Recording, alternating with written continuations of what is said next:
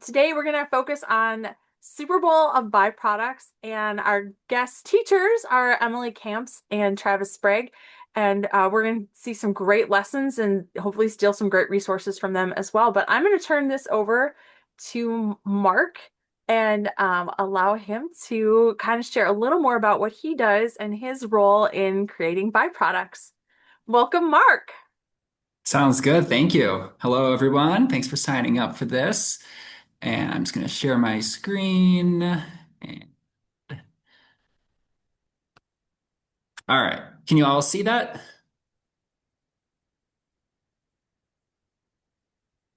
Is that a positive? You can see what I'm It's I'm just seeing nods. it Okay, just popped sounds up. It great. just popped up. Cool. All right. So, like Beth said, my name's Mark Bollom, and I get to do some really cool work with byproducts, or should I say some whey cool work.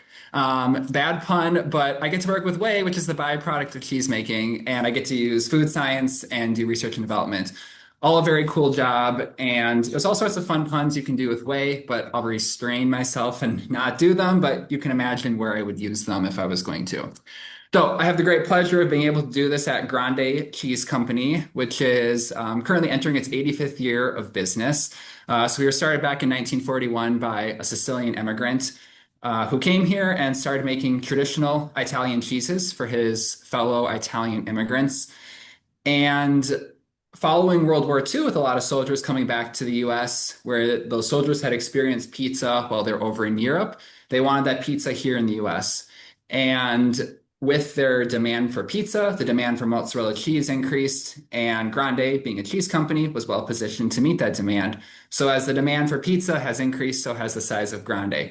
So today we're based in 8 communities around Wisconsin, indicated there on the map. Our newest facility is actually in Chilton, and that's not quite open. I included it in our 8, but it'll be open in the next few months here. And so we're currently in the hiring phase for that and finishing up some construction there.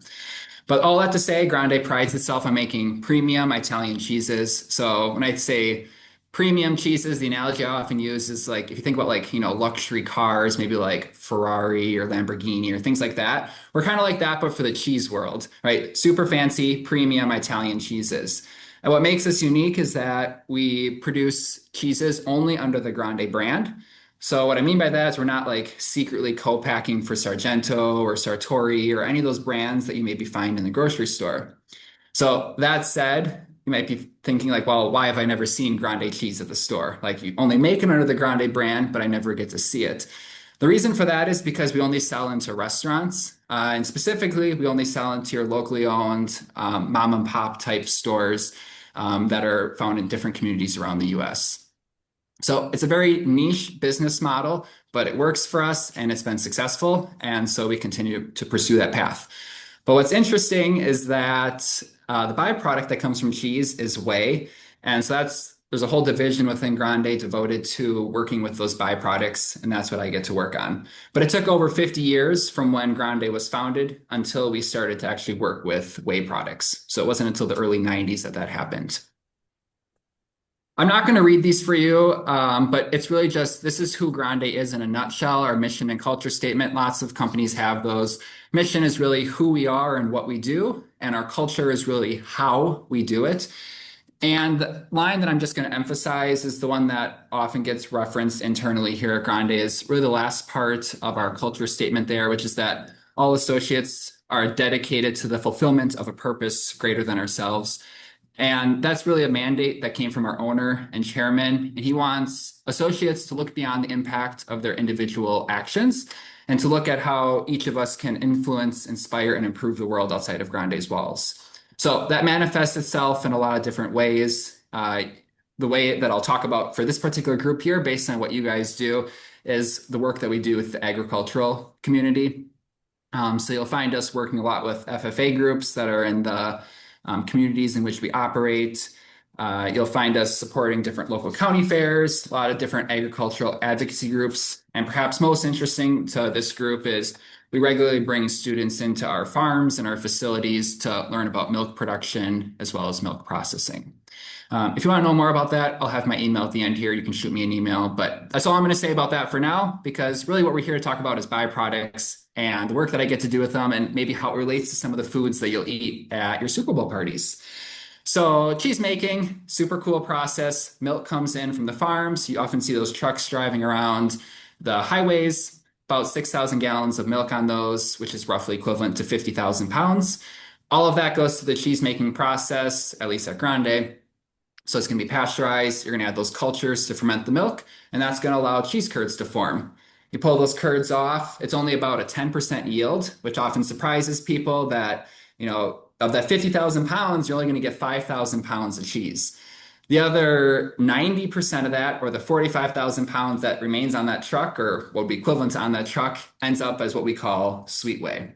So just for some context, I was looking up on wisconsincheese.com, which is the group that makes a lot of those ads you maybe see for Wisconsin cheese products.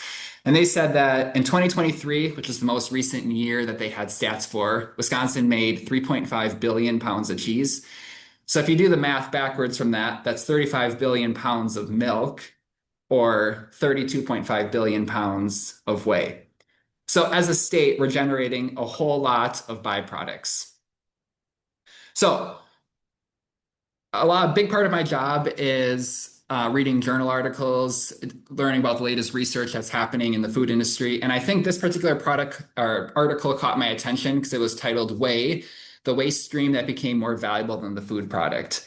And I think that's maybe overstating it a little bit, but I think it's hitting on an important point that this byproduct that used to just be spread into fields or used as a cheap filler for animal feed is now incredibly valuable, and in some cases surpassing the value of the product that it's derived from. So where does that value actually come from? So if you look at what's in the whey, that's where the value is. So whey, if you pull it off the cheese making process, it's going to be like 93 to 94% water. The inverse way of looking at that is that it's 6 to 7% solids. If you zoom in on those solids, you'll see that there's really four main types of solids that are there. First would be the lactose, which is about 3/4 of it. So lactose is a sugar, much like that table sugar you perhaps cook with to make cookies or brownies. Slightly different structure, so it's a little bit different sweetness level, but it does have some sweet flavor to it. You'll also find some whey proteins, or proteins. We broadly call them whey proteins because there's different types that are there. You'll find some fat, as well as what we call ash. And ash is really an all-encompassing term for the different minerals that are there. And I also lump in the vitamins. And I'll show you what the vitamins and minerals are on the next slide. But for the purposes of right now, when we talk about the value of whey, we're most often talking about the protein because that's what we charge our customers based on, because that's typically what they want, because protein has nutritional value to it, and it also has functional value within different foods. If we look at the different minerals that are in the whey, people often associate milk with the calcium content, and that's rightfully so, because milk does have a lot of calcium. It's great for us. But there's also all sorts of other great vitamins and minerals there, things like potassium, phosphorus, magnesium, as well as all your different water-soluble vitamins, the different vitamin Bs, as well as vitamin C. And sometimes when I show this to people at Grande, like our internal associates, when we do trainings and such, they express a little bit of surprise, like, wow, there's a lot of really great nutrients that are found within the milk or the whey. But really, if you pause and think about it, the milk is meant to feed the calf to support its growth and development. And they're a mammal, similar nutrient requirements to us for a healthy life. And so we, as the consumers of the dairy product, also get to be beneficiaries of its great nutritional profile. So that said, how do we actually make whey products so that they can end up in those types of foods that you'll have at some of your Super Bowl parties? So this diagram was put together by the Center for Dairy Research, or CDR, down at UW-Madison, a great research arm there that focuses on improving dairy products. And it's meant to showcase that there's a lot you can do with whey besides just put it on the land, put it into animal feed, or use it to make drinks for bodybuilders. There's a lot of other different foods that you can make with whey and end up in all sorts of different places. So anything that's on here in a green box, so I'm not sure if there's any colorblind people here, but that'd be like your second, fourth, and your seventh rows. That's some type of unit operation that can be applied to the whey. And then anything that's in a yellow box, so that'd be like your fifth, your sixth, and your eighth rows. That's some type of finished product that can actually be packaged and sold into a variety of foods. And often when you're in a research and development role, there's kind of two main objectives of what I get to do. One of them, optimize our unit operations or invent new ones. Or two, think about what new products we can derive from whey and what type of foods they can end up in. Traditionally, when you think about research and development in whey, we're focused on the protein and extracting as much protein as possible. And that's still very much so a part of it. But I would say in the last 5 to 10 years or so, we've started to focus on some of the other minor components that are found within whey. So looking at different types of fats that are there, and specifically ones that might have beneficial effects on human health, or maybe serve some type of purpose in a finished food application, like maybe ice cream or some type of dressing or something like that.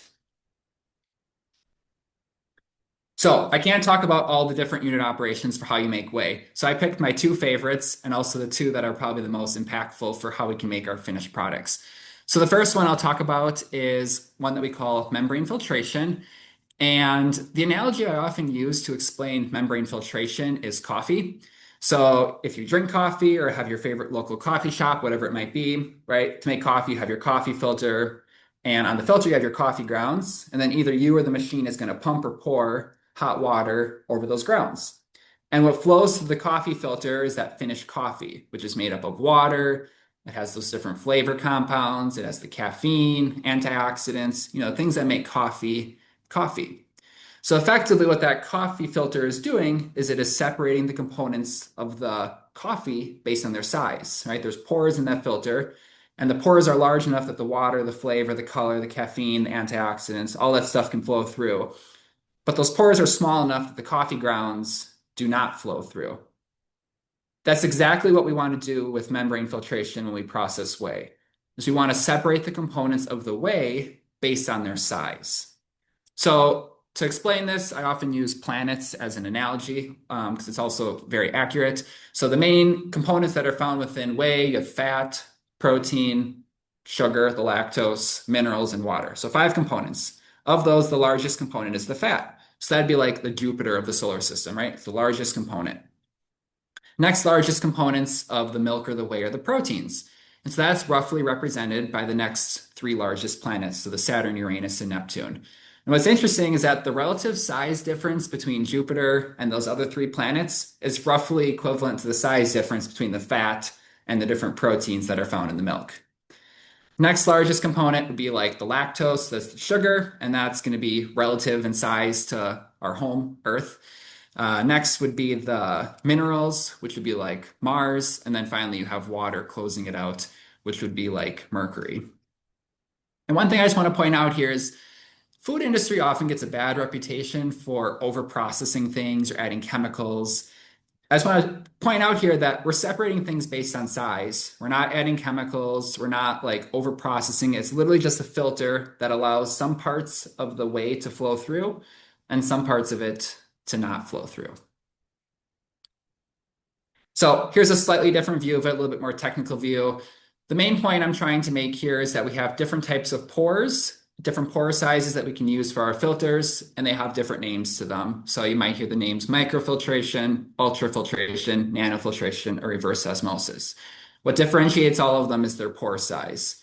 The other thing I'll call out here is that, you have one stream that comes in, but you're going to get 2 streams that come off of these membranes. One of those streams is the material that flows through or permeates the membrane, and then the other stream is the one that does not flow through, and it's called the retentate. So 1 stream in, 2 streams out. I'll point out why that's important in a few slides here. The last technology I want to talk about is spray drying, and this is ultimately the one that's going to take you from a liquid into a powder. Oftentimes, the whey products that you're going to be able to buy in the marketplace are going to be powdered form. And so what comes off the cheesemaking process is liquid. So we have to get it from a liquid to a solid. So what a spray dryer is, it's basically a very tall, large stainless steel metal chamber. And when I say tall, think like multi-story building tall, like you'll be climbing a bunch of flights of stairs to get to the top. And it's gonna be very hot inside that chamber, like 400 to 450 degrees Fahrenheit or so. And at the top of that dryer, there's gonna be a nozzle. So much like maybe your garden hose has a nozzle at the end when you water your vegetables or flowers or whatever it might be, right? It's going to take that stream of liquid, make it into lots of droplets. That's exactly what we want to do because as those droplets fall down the dryer, they're going to be exposed to all that hot air, And so by the time you get to the bottom of the dryer, you have a dry powder particle. So this little video that I'll show here, I took this at one of our facilities just through a viewing window. So you'll see a little nozzle at the top there making lots of little droplets. So this is just an example of what happens inside the spray dryers.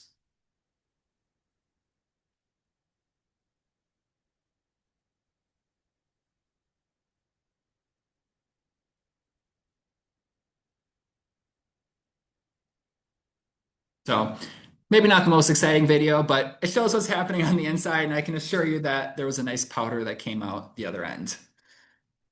Oops, there we go. All right, just to give you a flow diagram for how this all fits together. It's okay if you don't quite follow all the details here. My main point that I hope you'll take home from this slide is that you have your milk that comes into a cheese plant, and you get cheese out of it, but this one byproduct, the whey, actually turns into four products. And that's pretty typical when you're dealing with the byproducts of cheese making. Is you're not going to just get one stream out. You're going to have multiple products that come from it. So milk comes from our farms. It's going to be made into cheese, about a 10% yield, like we already discussed. The other 90% of that ends up in a whey plant. Then it's going to go through one of those membrane filters that we talked about. So remember, there's two streams that come off. One of the streams is this product that flows through the membrane that we call the permeate. The other stream is called the retentate, the material that's held back or retained by the membrane. So in this case, that's where the protein is. You can spray dry it, and then you'll package and sell it as a product that you call whey protein concentrate. The permeate, it has a lot of lactose in it, and lactose has value to it that you want to try to extract. So you'll take that permeate, you'll evaporate some of the water off simply by just boiling the whey, and then you're going to cool it down to crystallize that lactose. And then once you have crystalline lactose, you can separate it off with a centrifuge. And so off that centrifuge, you have a liquid stream. Then you have your lactose stream with the lactose in it. That lactose has some impurities on it. And when I say impurities, think of things like different vitamins and minerals. So nothing that's inherently bad, just maybe gives off flavors or off colors, things that customers typically don't want. And so we wash those impurities off by simply washing some water over the lactose. Then you have to separate that water from the lactose. So then you have your liquid stream, then you have your lactose stream again. That lactose can get spray dried. So all that to say, one stream in the milk, you get your cheese out, you get two powdered products, the protein and the lactose, and you have two liquid products. So that milk suddenly turned into five different products. So pretty cool, all the things that you can do with this one byproduct. All right, I just want to give you a flavor for the different whey type ingredients that are out there and how they all kind of fit together. So the first one is one that we call sweet whey. And one thing you'll often notice is that the name is representative of what it's actually made of or what it's composed of. So sweet whey, as the name suggests, has a sweet flavor to it. And that's really because of this gray wedge right here. That's about 3/4 of it, which is the lactose. So lactose being a sugar has a sweet flavor to it. Next would be a product that we call reduced lactose whey. So as the name suggests, it has a reduced lactose content. So you're going from maybe like 75% lactose down to like 60% lactose. So you've reduced the lactose content. And what's interesting here is that the protein content went up. 12% protein to like 24% protein. And that's a trend that you're often going to see, is that to get a high protein whey product, you have to get rid of some of the lactose. Next would be a product that we call whey protein concentrate 34. So we're targeting about a 34% protein. Whey protein concentrate 80, going for about 80% protein. And you'll notice here, again, the lactose wedge, that gray wedge, is pretty small. So we're removing a lot of lactose in order to get these really high protein products. Next would be one that's really high protein, 90% protein. It's a product that we call whey protein isolate. But the flip side to making all these high protein products is that you also make a very pure lactose product. So it's like 99.99% lactose. So very pure. So I just want to touch on some of the trends that we're seeing in the food industry and how this byproduct actually fits into it. So one of the trends that we're seeing is health and wellness and functional foods. Perhaps some of you guys fall in this category of foods that you're looking for. People want more than just basic nutrition from their food. They want it to have more of an effect on them. They want to feel good from eating their food. Protein's often associated with a healthy lifestyle and overall health maintenance. And so you're starting to see protein appearing in a lot of foods to support that demand. So different types of dips or sauces or dressings, and whey is well suited to fit into a lot of different foods. Weight management and satiety. You've probably heard a lot about GLP-1 drugs, especially this week with the pill form coming out. And you're starting to see foods that are being marketed specifically to people on those medications. So this particular product that's shown here, if you go to their website, they specifically talk about how it's meant to help people feel fuller for longer. And one of the ways they're doing that is by making it high in protein so that you can feel fuller for longer.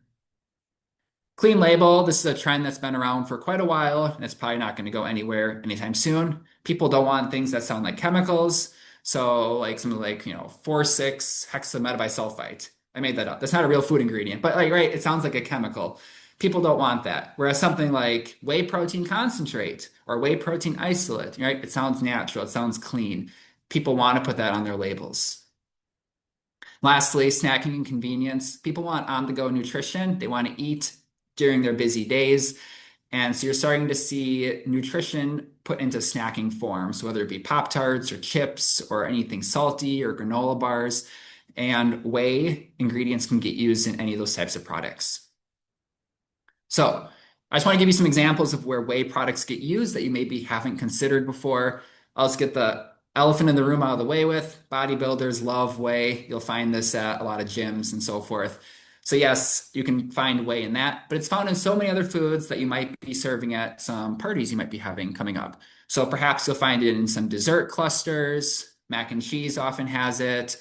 Salad dressings, so if you're going to dip your wings or your vegetables in it. Different cheese and crackers, different protein drinks, cream cheese based dips. You're probably not serving infant formula at your parties, I must admit, unless you have a very young guest there. But it's interesting because most of the ingredients, or a lot of the ingredients that are in infant formula, are in some way, shape, or form derived from whey. So that's kind of an interesting application there. Ice cream, you're seeing a lot of really high protein ice creams out there. Different seasoning blends for different meats that you might be grilling or frying or whatever it might be. Reese's uses lactose in it, so that would be derived from whey, and then sour cream and onion chips. So all things that maybe you're going to serve at your party, maybe not. But I think now that you're aware of whey and some of the different labels that it maybe falls under, you might start to see it more and more in a lot of different foods. Last thing I wanted to leave you with was I know you're going to be learning about labs and lessons. A classmate of mine that I went to school with, she makes food science-based labs and lessons. So if you want to learn more about different ways you can incorporate food science, Abby's really good at that. And I asked her to put a couple on there about byproducts and whey and milk and such. So she's working on it. So if they're not on there yet, they will be in the near future. So you can just Google Abby the food scientist.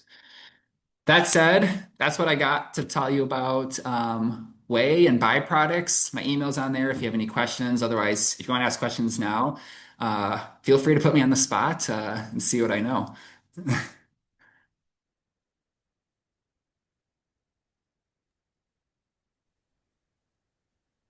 Okay. Well, I'm going to ask a question because I think a lot of teachers are always interested. Uh, what is your degree in, and what did you go to school for, and how did you kind of end up where you are? Yeah. So I'll say that I started going to school to be a teacher. And that obviously did not happen. But I always had a love for science and a love for food. And so I went to school in Madison and I heard about this major called food science that had 100% job placement. And I was like, well, that sounds great. I don't want to be struggling to find a job. And so I took this intro class where you learn about all the different careers you can do in food science. And it really is a very diverse field. You can work on food safety, you can work on sensory, which would be like, yes, we have professional cheese tasters that work for us. Like there's 5 people that their only job is to eat cheese all day. So like that's a job that you could do, or you could do research and development like I do, or you could work in sales or more engineering type roles and process development and troubleshooting. So that was really appealing to me, just because there's so many different routes that you can go with it. And so I was like, well, I don't think I'll ever get bored. And I was lucky enough, being in school, Wisconsin, we have a lot of dairy companies. And so I was fortunate to get quite a few dairy internships focused on different dairy products. So I did one with Italian cheese. I did another one with some more of like your cheese sauces. And then I did some with ice cream as well. And after that, I knew I wanted to do a research and development role. So I went to grad school where I worked on yogurt and whey protein. And then following that, I got a job at Grande. And that's where I've been ever since. So this is really the only job I've had, but I love it. And I was telling Beth before you all hopped on, like, no 2 days are the same for me. I get to, sometimes be in our production facilities. Sometimes I'm in like more of a chemistry type lab. Sometimes I'm talking to customers that produce foods that we purchase at the grocery store. And so that's really rewarding to like go to the grocery store and see foods that have an ingredient I worked on in it. Unfortunately, we can't share what foods have our ingredients in. So any of the foods that I showed there were not necessarily Grande customers. It was more just those are general foods that use whey. But it's kind of cool to be at the store and see something that I had a hand in. So that's been really rewarding. That's awesome. Are there any other questions? I know we I didn't really give everyone a chance to like check in and say hi because I knew it was very, very full. But if you have any additional questions, feel free to jump in. You're not gonna cut anyone off. I promise. You can talk, or throw them in the chat. I know Mark has some things happening after this, so if you have any questions, his email will be. I'll share all that after our session here today. But I want to thank you so much because you like brought in all that New Year's nutrition. National Cheese Lovers Day is Tuesday, January 20th. So like I feel extra compelled to go buy cheese now.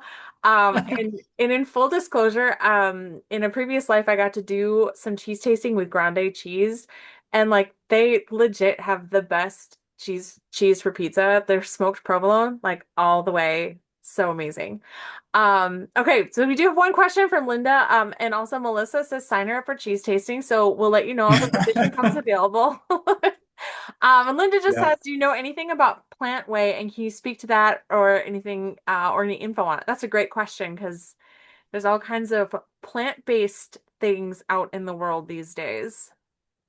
Yeah, I don't necessarily know about plant whey specifically, but there's like different plant-based proteins that are out there that I would argue are a direct competitor to whey. But I would also maybe push back on some of the plant protein craze right now, just because I showed kind of that nutritional profile for whey. And plant-based products can't necessarily compete that well with that. I understand that there's, different dietary restrictions that maybe would force people to eat plant-based, and that's totally fine. And I'm glad that we have options for that.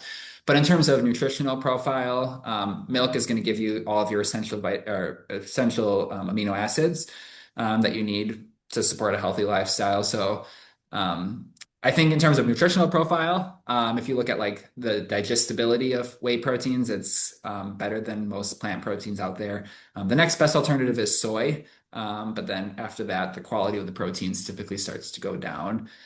Um, and plus the way that plant-based proteins are extracted is quite a bit different than how whey proteins are. So I kind of mentioned like, right, we're kind of using a pretty natural process. We're separating based on size. We're evaporating water off.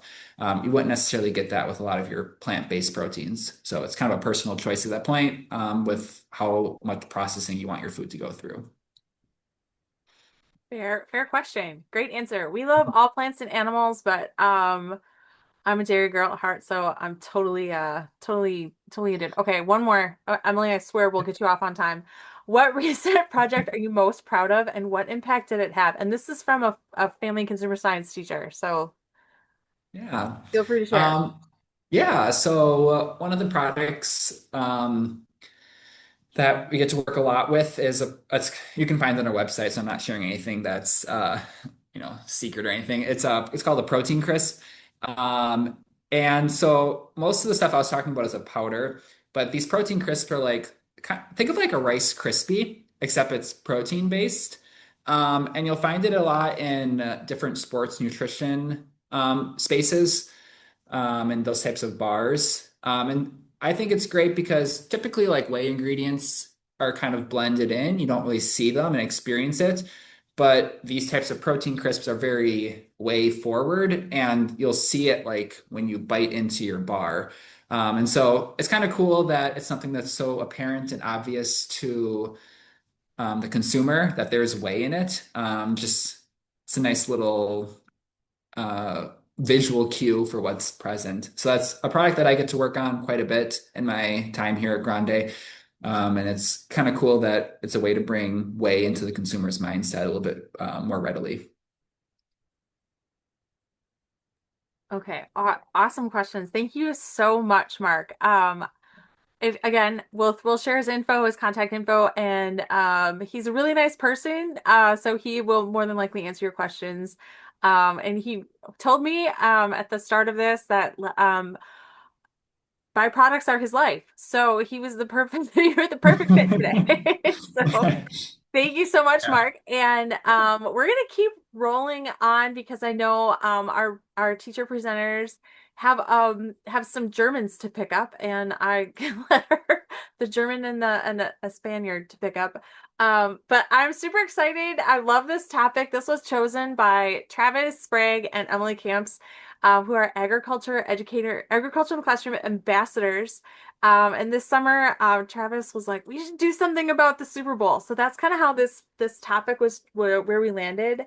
And Emily and Travis have some really amazing resources to share with you. Emily's a third grade teacher at Fennimore. She's also our um, uh, ag ambassador, like the original. We're super excited to have Emily. And Travis is a high school ag teacher at Medford. And I believe he's on with us by phone. So we'll be we're without further ado, Emily, take it away. Hi, everyone. Um, I like the topic of agriculture and Super Bowl because number one, I like agriculture. And number two, a lot of my students are big football players, especially in third grade. And fourth grade, I taught a couple of years ago. So it was a good connection for that. And I thought it would be a fun topic for Travis and I to talk about. So, um, would there be a Super Bowl without agriculture? Um, if you want to click, Beth.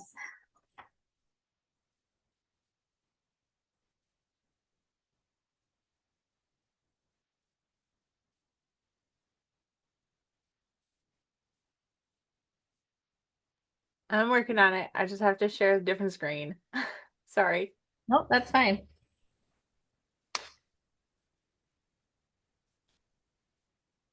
All right.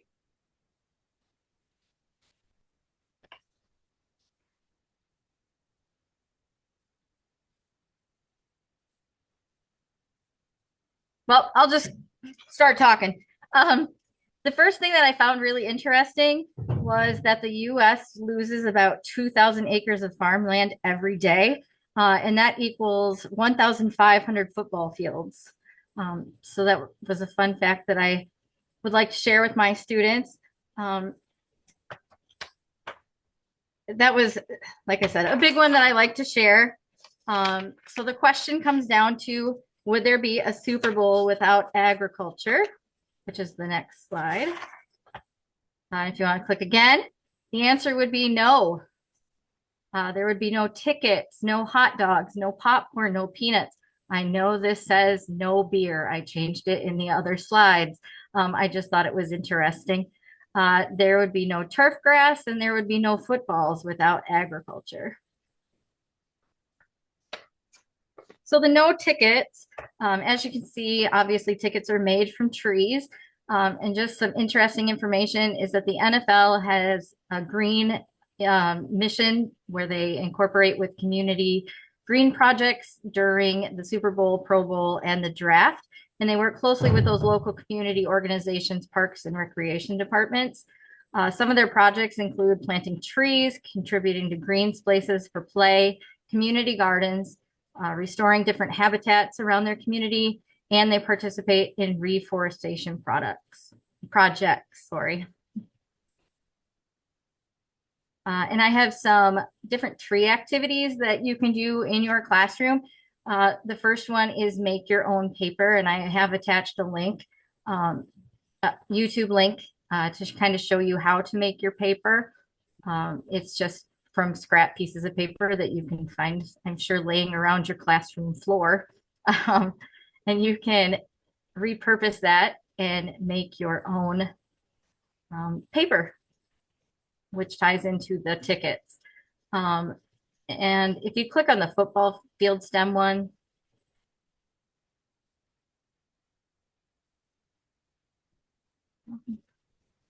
my students absolutely loved this activity. If you scroll down just a teeny bit, can you, Beth? Yep. So you give them popsicle sticks and a green piece of paper and marker and tape, and they need to build a field goal with their popsicle sticks. And then they build a catapult and try to take just a small round ball, marble works, and try to shoot it through the goalposts. So the paper, like I said, ties in with your popsicle sticks and the field.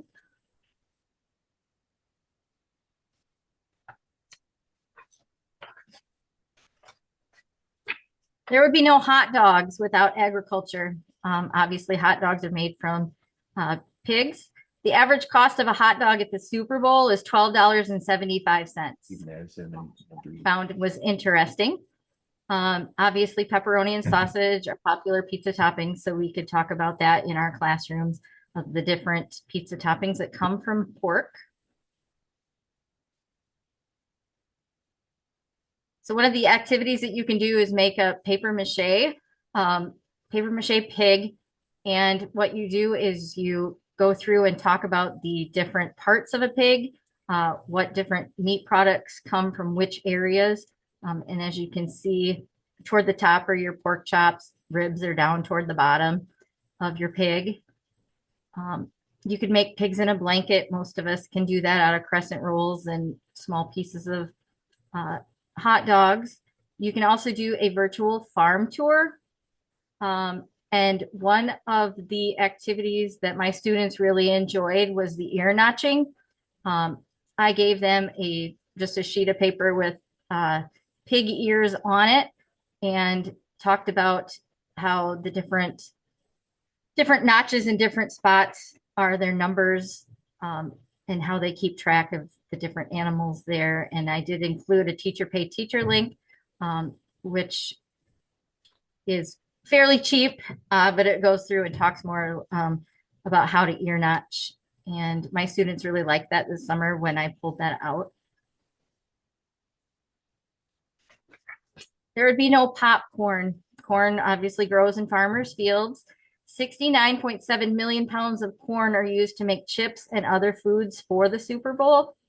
There's 3.8 million pounds of popcorn that's consumed during the Super Bowl game. Different corn activities, the Get Popping lesson. I pulled that off of the National Ag in the Classroom Matrix. And it gives the different activities that you can do. If I remember correctly, it's a lesson of like 45 minutes. It gives you different activities to do. There's also farming in a glove lesson that is on the National Ag in the Classroom Matrix as well. Again, it gives you the activities to do, talks about the materials that you will need. So those are activities that you can do to tie in with corn.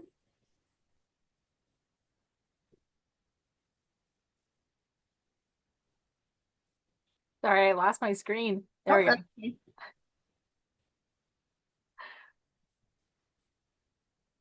There would be no peanuts at the Super Bowl if it was not for agriculture. You could talk about how peanuts are grown in a field. People who watch the Super Bowl consume 2.5 million pounds of nuts as a general rule. And Georgia is the #1 producer of peanuts. I've included some different activities with peanuts if you decide to go that direction. You could read the Peanut Ag Mag, and it's available through the Ag in the Classroom on the national site. You can read different books, peanut butter, is a book that you can read to your students. You can also make your own peanut butter. And I've included a link that kind of walks you through the different steps of making your own peanut butter. No turf grass. Turf grass is actually developed at various colleges, including Oklahoma, which I found was interesting. Turf grass is grown to withstand the cold, drought tolerance, and wear resistance. The sod is actually grown for months. It's harvested in large rolls, and it's installed weeks before the game. And they do that to make sure that they can get it a seamless surface.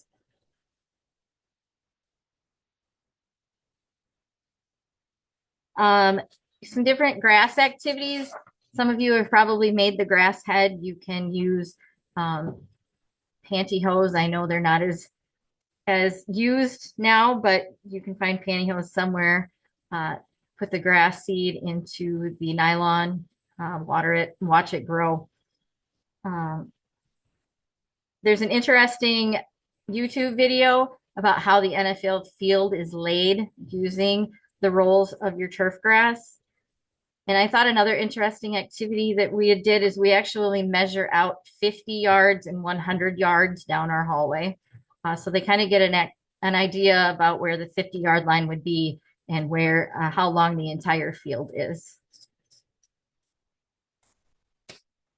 There would be no footballs without agriculture. Footballs are made from cowhide, although they are typically referred to as pigskin. So that would be a good thing to really, tell your students about, because I think a lot of students think it is actually made out of pig hide.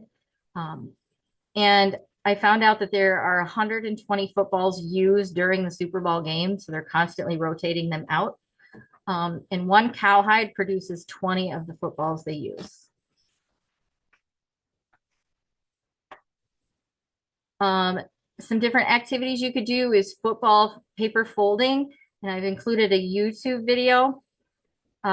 This YouTube video shows you how to fold the paper. You could also use this activity along with the trees activity with making your field goals.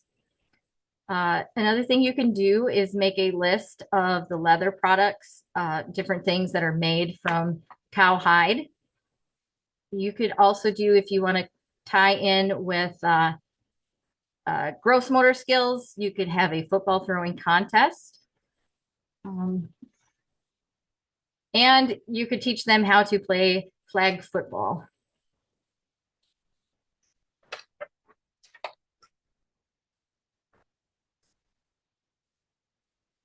The next slide is where I got rid of the adult beverage and went with a beef angle.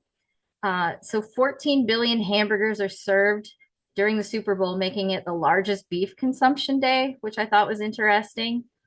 And the average football player actually consumes 0.8 to 1 gram of protein per pound of their body weight per day. So you could use this as a math activity. If the students know how much they weigh, they can kind of figure that out with their percentages, with their decimals, work it as a math activity, like I said.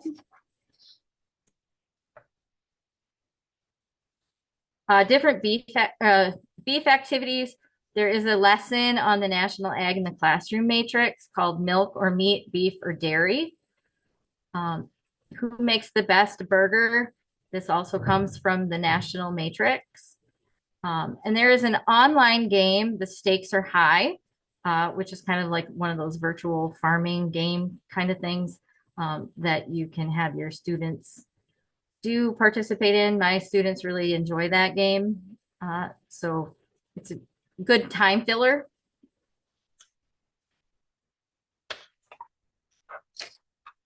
There's some different books that you can read. I found The Bleacher Garden when I was specifically searching for agriculture and football books. The Bleacher Garden. This is about a football player, Gary Gilman Jr. He saw that there was a need for agriculture and community-based gardens. So he actually turned an old stadium into a community-based garden. So it's a fun book that actually ties in an actual football player in with agriculture. The book Pigs, Pigs, Pigs. There is a book about peanuts, the life and times of a peanut. There's also a book called Protein on My Plate that can tie in with the beef.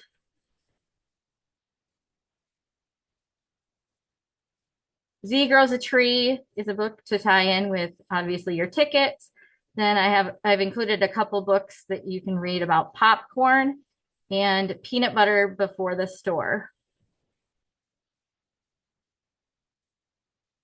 I know I kind of went through fast.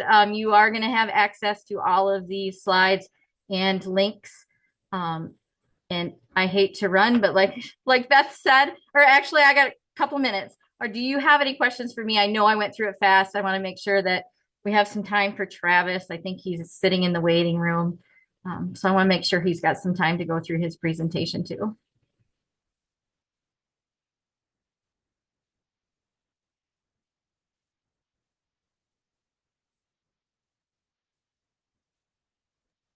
Okay, well, I was scribbling down notes and there's a lot of really great activities in there. But I was also thinking, Emily, when you talked about the protein, I was just thinking about things in the current events.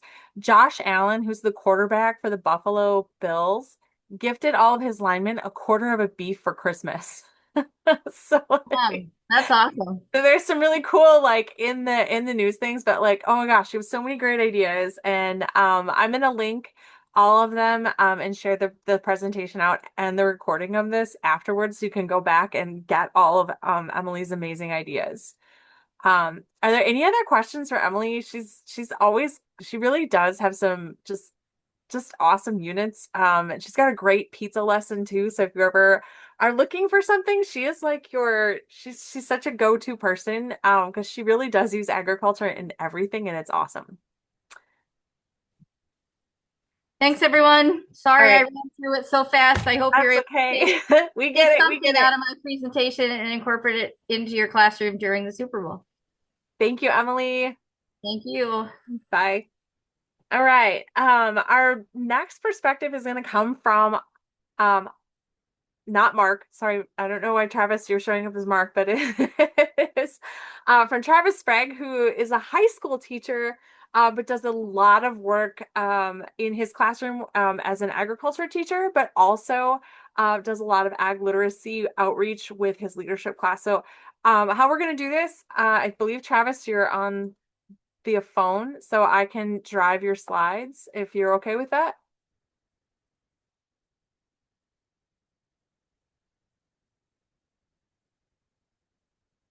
I hope Travis is with us. Uh-oh, we might have lost him.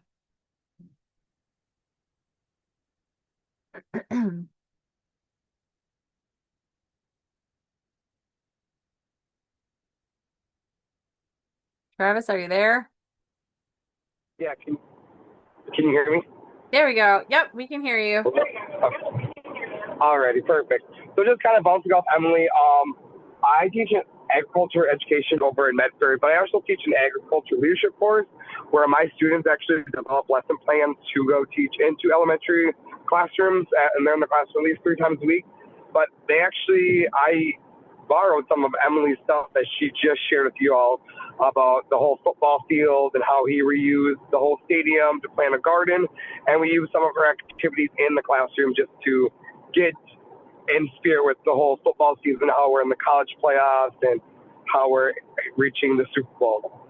But that book also reflects on, as much as we want to use as much of the earth as we can for agriculture, we also want to use as much of the animals we can without wasting. So in my slides, on my very first slide that I have, it basically asks what is an animal byproduct? Because as a high school student, most of them don't know what a byproduct means. So just giving them that certain definition of that, it's everything about an animal that we want to use. So materials derived from animals that are not intended for direct human consumption. And then we move on to the next slide, talk about how we try to use at least 99% of the animal. Things not used can be animal dependent. Mad cow disease can be something that could be prevented from us using something like the brain and spinal cord. And I found these really good infographics that you'll see through this entire slide. Like the first one is everything but the cluck. And it talks about, okay, why do we use the intestines from the chicken? Well, we use them for music instruments. And that's something most students are like, what? How does that happen?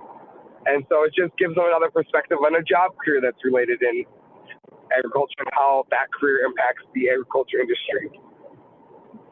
And next, when we talk about why are byproducts important, just some major key points: to reduce the waste, promote sustainability, and then increase the economic value. And my students really get involved with the economic value. They're like, how does this impact the economic value? So that's towards the end. I put that one more towards the end because that's the one most kids get excited about. So they want to be more invested along the way. So again, why are they important? They provide nutritional value, functional ingredients, diverse applications. Some of my pictures, infographics are a little blurry in here, so I'm sorry about that. How do byproducts reduce waste? It's less waste in the landfills, means lower greenhouse gases. You can see my little infographic about poop to power. How do animal byproducts promote sustainability? We talk about nutrition deficiencies. Animals like fish and livestock can convert food reduced on human food. Some examples are these pet food. Ingredients like liver and heart provide nutrients, keeps them out of the landfill. And we move on to everything about the bleach.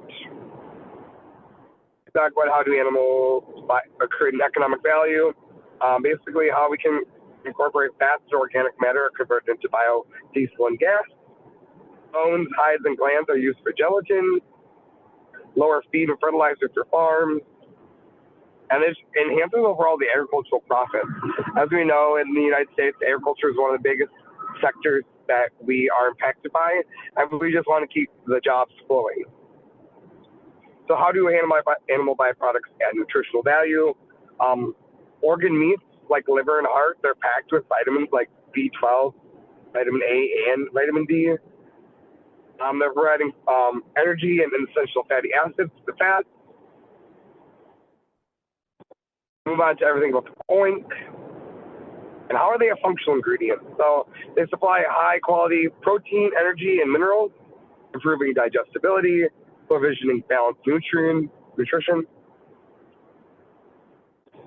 And then how do animal byproducts provide diverse applications? Well, most students don't realize that a lot of their like personal cosmetic and care stuff is made from animal fat, or like tallow makes soaps and candles. Pharmaceutical stuff, we use gelatin for capsules, materials for surgical sutures and heart valves. Move on to everything about the moo.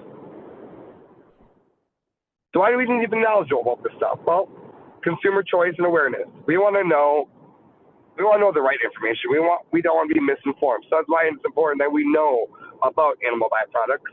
The economic benefits. This also helps prevent disease spread by the food safety and public health.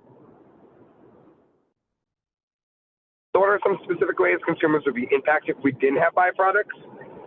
We wouldn't have things for like the Super Bowl, like Emily just said, like the leather that's used in the Super Bowl, sports equipment that's used. We wouldn't have those things. We wouldn't have pharmaceutical and medical supplies, like the capsule casing for pills. And if byproducts weren't available on the next slide, we would have a higher pricing for existing goods. We'd be forced to find another alternative source. Often tends to be more expensive. It has increased waste disposal costs. Jump down to what are some other settings where byproducts are generated and put to good use. These are a little more broad. So livestock manure, fertilizer, energy, crops and grains, the bran, straws and stalks are used in animal bedding. You just had a great presentation about whey. So protein powder, animal feed, baked goods, casein from the milk used to make glue, paint, dental repair. And then just a touch on the fruit vegetable processing. Citrus peels are used for essential oil. Grape seeds are an antioxidant oil. or some other settings. We talk about meat processing, bones for broth, dog chews, organs for raw pet food. And then at the bottom, my probably the best infographic is connecting all the animals that we talked about in above with everything but the oink and all that is everything but and includes all the animals. And each of these pictures have a video that goes along with it. But how I start this lesson is I give a list of things to students, like what have you used in the past week?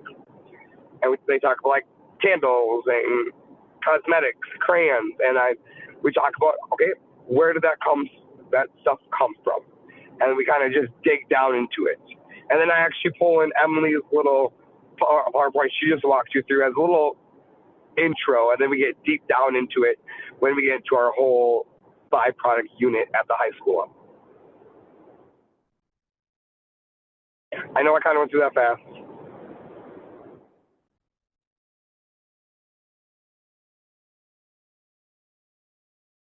Are there any questions? Those are great graphics, Travis. And I know they came from the Virginia Farm Credit System, but you'll get a copy of Travis's presentation that he just shared. What questions are there?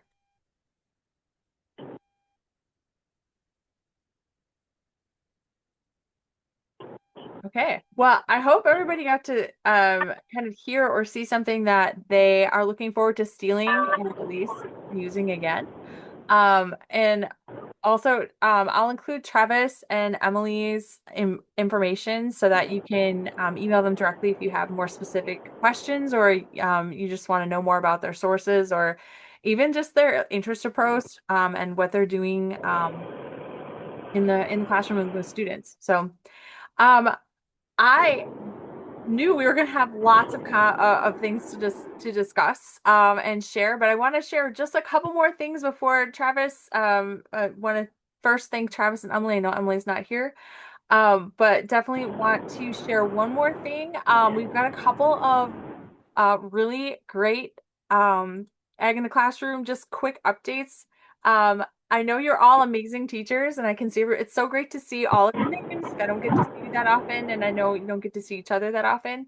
But I'm hoping that I can make this slide work. I don't know why it's not working, but I wanted to just remind you all and encourage you all to apply for the Outstanding Educator or Teacher Award from Wisconsin Ag in the Classroom. That's due at the end of the month.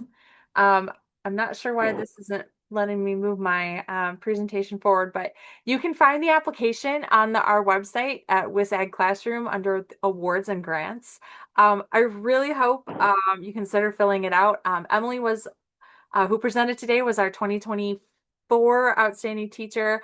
I think Josh is on here, who's our like reigning teacher, but we are really fortunate to offer our Teacher of the Year a trip to the National Ag in the Classroom Conference this summer. It's in Providence, Rhode Island, so a really fun location.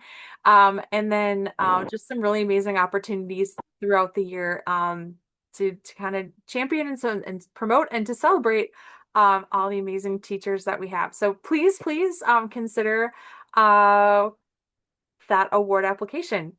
We have lots and lots of awesome teachers here in Wisconsin. And finally, I'm gonna stop sharing so we can maybe just jump on and everyone can see can see each other. I'm trying to figure out how to make that happen a little better, but if anybody has anything they want to share for the good of the group. I know there were some lessons shared, but if anybody has done a lesson or done some training, used some resources that you just want to like promote or say use or don't use, this is a great opportunity.